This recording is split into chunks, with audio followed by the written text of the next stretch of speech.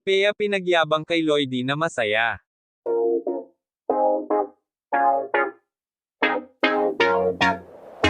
Aksidenteng nagkita ang perennial partner na sina John Lloyd Cruz at Bea Alonzo sa Fast Talk Studio.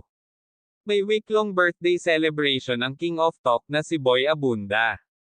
Guest niya ang hottest love team ng Kapamilya Network noon. Hindi akalain ni na JLC at Bea na magkikita sila. Ang nakatutuwa ay pareho pa silang nagkagulatan. Hello po, Sir John Lloyd? Pabirong bati ni Bea sa aktor at yamakap sa kanya ng mahigpit. Ano na? Sambit ng aktor. Masaya ako. Sagot ng aktres. Pinuna ni JLC ang sexy dress na suot ni Bea kasunod ang tanong na, pang-uwi mo na ba yan? Hindi sinagot ni Bea ang puna ni JLC, instead aniya, kahit naman saan ako pumunta, masaya ako. Ikaw, gusto mo pa sayawan tayo, hirit pa ni Lloydie.